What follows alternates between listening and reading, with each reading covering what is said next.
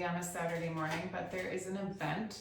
I'm going to just tell you to go to my website if you're curious and you're in the Twin Cities area, NikkiBonnie.com. If you want to get read, check it out. Other than that, I was kind of going back to the questions that Kelly Wagner had, Edge Magazine, super cool production. And one of the questions that she had was, what are some of the red flags in mediumship? For me, the red flags are people who substitute their own judgment for their clients.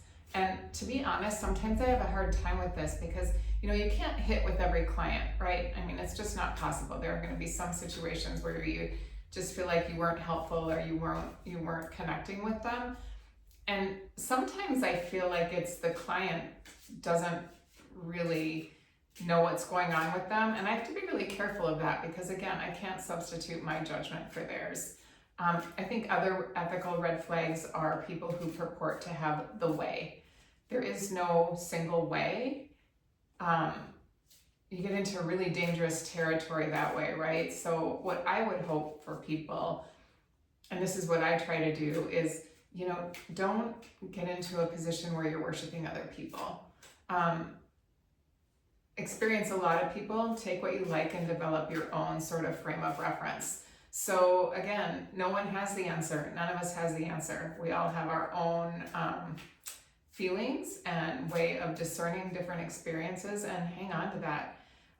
The other thing I would say is, don't give a reading if it feels off, right? If anything about it feels off, if the person doesn't feel right, just take a pass. Right? Like I, for one, I don't do yes or no questions. I'll talk about that a little bit later, in another video, but I don't do yes or no.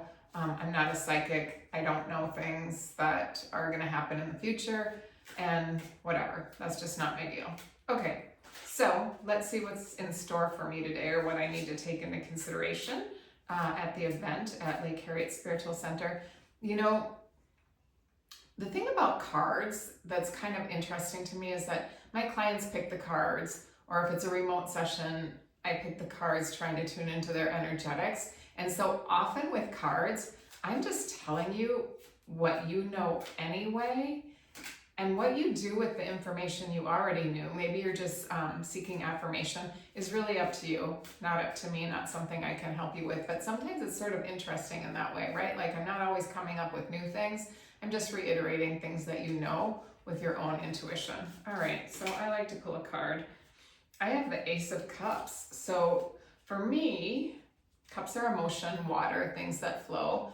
And an ace is just going to be like a new way of experiencing things. So maybe in terms of the fact that I have an event today, maybe I'm going to tune into compassion or empathy in a way that I haven't before, right? Like I have to really focus on that. You want to be really careful when you're talking to clients. I used to sort of shy away from words like this, but it is a sacred space and they're trusting you.